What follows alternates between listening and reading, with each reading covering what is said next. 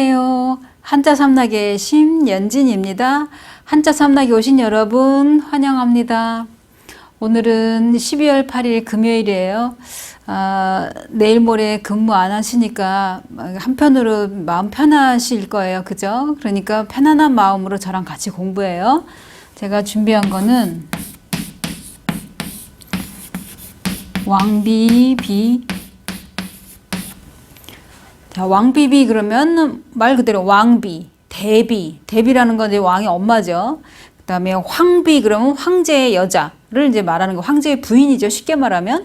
그럼 여기서도 그럼 왕비라고 그랬으니까 왕의 여자니까 쉽게 말하면 임금의 여자예요. 그럼 여기서 몸기를 말하는 거는 왕을 말하는 거죠. 왕의 여자, 왕비를 말한다. 뭐 이런 얘기죠.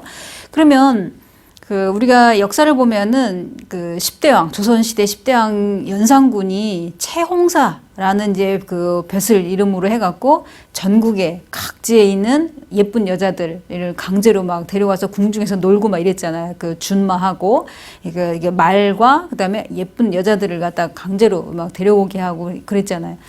그러니까 그 정도로 왕이라 하면 이 세상 모든 여자가 자기 여자야. 그죠? 뭐, 예를 들어 저기 지방에 어떤 여자를 데리고 왔는데 그 여자가 너무 마음에 들어. 그러면 뭐 후궁이 될 수도 있고, 뭐 그 시절에, 연산군 시절에는 충분히 그랬잖아요.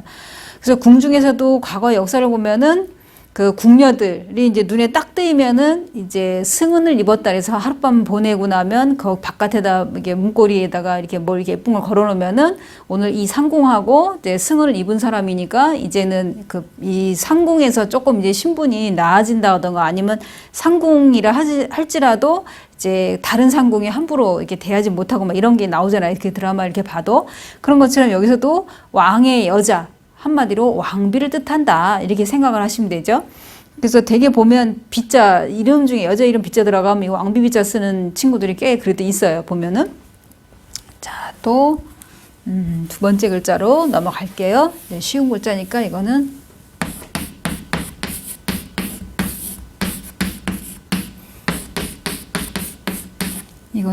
말씀사. 자, 이거는 제가 설명을 해드리기 전에 우리가 말씀 그러면은 대개는 말씀과 관련되는 거는 말씀원이 나오잖아요. 그죠? 그러면서도 한 가지 예외는 말씀변 그러면 이 앞에 이렇게 생기면은 말씀변은 요 매우신이 부수다 이렇게 말씀드렸어요.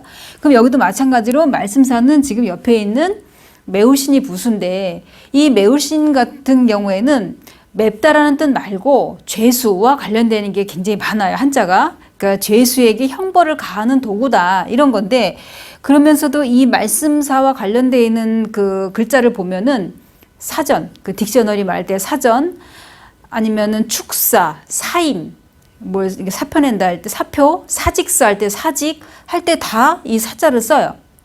보면 이 뒤에 있는 글자 같은 경우에는 죄수나 죄를 이제 또 아니면 죄를 형벌을 다스리는 어떤 도구 이제 이렇게 얘기했어요. 그러면 죄를 어떤 따져 이게 다스린다. 이 사람이 무슨 죄를 졌는지 하나하나 조목조목 따져서 그 사람의 형벌에 맞게끔 이제 죄를 다스린다. 이제 이런 얘기예요. 그럼 앞에 지금 동그라미 안 친 부분은 이건 다스릴 난자예요. 다스릴 난. 그러면 쉽게 말하면 죄수에게 그 합당한 벌을 내려서 그 죄수를 다스린다 이런 얘기예요.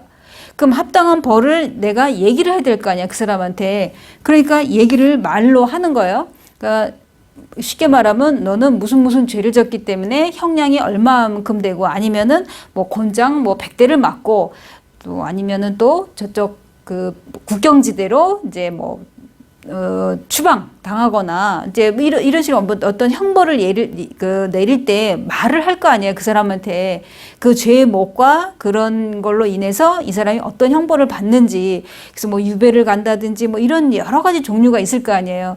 제주도로 가든 흑산도로 가든 또 아니면은 옛날에는 또 국경지대에 이제 이런 데도 많이 보내고 그러잖아요.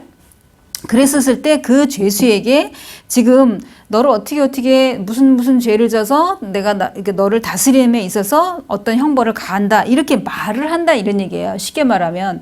그러면 한마디로 지금에 말하면 소송과 관련돼 있으면 이제 재판에서 판사가 이렇게 판결할 거 아니에요. 그죠? 그런 것처럼 옛날에는 이제 죄수에게 어떠한 죄를 지은 거를 죄목을 이제 얘기를 하는데, 그럼 이 앞에 있는 건 이제 다스릴 난이라고 했어요. 근데 이 다스릴 난은 지금 여기 이제 사람으로 말하면 이제 손이 나와 있는 거고, 그 다음에 요 중간에 있는 이 글자 같은 경우에는 우리가, 아들자 같은 경우에는 2인칭으로 너라는 뜻이 있어요. 그러니까 이제 그 다스린다 했으니까 이제 죄수를 이제 말하는 거겠죠. 그 다음에 이렇게 생기면은 짐승 발자국 부수 이름이 그래요. 그러면 짐승 발자국이 이렇게 만약에 눈이 내렸었을 때 발자국이 이렇게 딱 보이잖아요. 그죠? 아니면 비 왔을 때, 이 발바닥이 젖은 상태에서 마른 땅을 디디면 이렇게 발자국이 나잖아요. 그런 것처럼 형벌을 가하다 보니까 이제 이게 원래 이거는 뭐냐면 이렇게 생긴 끝이 뾰족한 바늘 같은 거를 찌르는 거예요. 우리가 사극 보면은 곤장 치는 거 있고 줄이 트는 거 있고 뭐 이렇게 형벌들 중에 아니면 여기에 칼침을 세운다든지 뭐 별의별 게 다 있어요. 그럼 그 중에 하나가 뭐냐면 형벌을 가하는 도구, 이게 그 바늘 같은 걸로 찌르는 거예요. 찌르다 보니까 짐승 발자국 같은 경우는 뭐냐면 이게 찌르면 여기가 막 멍이 들 거 아니에요. 그죠? 그런 자국처럼 나 있는 거고, 또 오자가 나온 거는 한 번 찌른 게 아니라 또 찌르고 또 찌르고 또 찌르다 보니까 여기가 이제 자국이 이렇게 난 거를 말하는데, 다른 뜻은 뭐라고 나오냐면 왜 이렇게 얽혀있는 그 실타래를 손으로 이렇게 잘 가려낸다는 거는 엉킨 거를 잘 푸는 거죠. 풀어서 이거를 실패에다 잘 감아놓은 거를 말한다. 이런 뜻도 있어요. 이게 다스린다 그래서 꼭 죄수를 다스리는 것 말고도 그 실이 엉켜 있는 거를 잘 손으로 풀어서 실패에 이거를 잘 감아놓는다. 그러니까 우리가 실패할 때 뭐 일의 성공 실패 그걸 말하는 게 아니라 실이 잘 감겨 있는 거를 실패라고 얘기하잖아요. 그죠? 그걸 말할 때도 쓰고, 아니면 죄수를 다스린다. 그래서 이거를 좀 더 파자로 해서 이게 기억을 하시면, 왜냐면 획이 많은 거니까 이거 손으로 너라는 거는 이제 아들자 같은 경우는 2인칭 너라는 걸로 이제 그 문장에서도 많이 나와요. 그 죄수를 말하는 거겠죠. 그 죄수에게 형벌을 가하다 보니까 여기에 이제 자국이 짐승 발자국처럼 이렇게 자국이 이렇게 나 있다는 얘기고, 한 번으로 나는 게 아니라 여러 번 찌르다 보니까 그렇게 자국이 나 있다. 이제 이런 얘기예요. 그래서 여기에서 말씀사 같은 경우에는 아까 말씀드린 것처럼 사편에다, 또 아니면 사전, 딕셔너리 할 때 그 사전 이럴 때 좀 이거는 많이 흔하게 나오는 거예요. 그래서 되게 또 뭐 졸업식 같은데 옛날에 보면은 송사, 답사 할 때도 마찬가지로 이 글자를 쓰는 거예요. 자, 그러면 세 번째 글자. 이거는 그르칠 오. 이 그르칠 오가 들어가는 거 보면 오답, 오보, 뭐 뉴스에 잘못 날렸으면 오보 이렇게 얘기하죠. 아니면 오역, 번역을 잘못했을 때, 오심, 심판이 잘못 판단했을 때 오심, 또 과오, 잘못, 나의 과오를 용서하시오 할 때, 오산, 계산을 잘못했을 때, 이게 쓰는데, 그러면 이 글자 같은 경우에는 여기 동그라미 친 이 부분은 나라 이름 오, 성이 오신 사람 있겠잖아요. 그럼 나라 이름 오 말고 뭐냐면 큰 소리 칠 오라고 해요.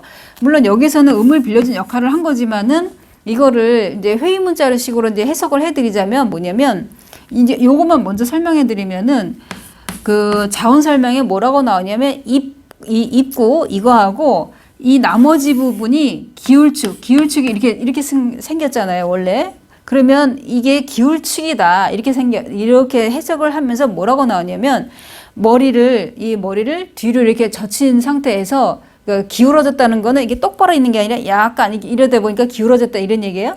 그러니까 이 기울축이 나온 이유가, 그러면 입을 벌려서 어떻게 큰 소리를 친다 이렇게 나와요. 요 해석이 이 나라 이름 오 아니면은 큰 소리 할 오 이렇게 나오는데, 이 글자 자체가 입구하고 그다음에 이거를 기울축으로 봐서 똑같다 이런 얘기예요. 기울축이랑. 그래서 기울어졌다는 건 내가 지금 똑바로 서 있는데 약간 뒤로 고개를 젖힌 상태에서는 기울어졌다 이런 얘기예요. 그러면서 큰 소리를 낸다 이런 얘기인데, 그럼 이거를 합쳐서 이게 얘기를 하자면 여기서 큰 소리를 갖다가 이렇게 어떤 허풍같이 큰 소리를 이게 치면서 이게 이거 말씀이 나왔잖아요. 큰 소리 치면서 사실과 틀리게 말한다. 이런 얘기예요. 그러니까 허풍 이런 거 떨면서 그 실제와 좀 더 과장되게 해서 이게 말하거나 아니면 허세를 이제 부리면서 큰 소리라는 거는 큰 소리 뻥뻥 친다 이런 표현 하잖아요. 그러니까 목소리가 크다는 게 아니라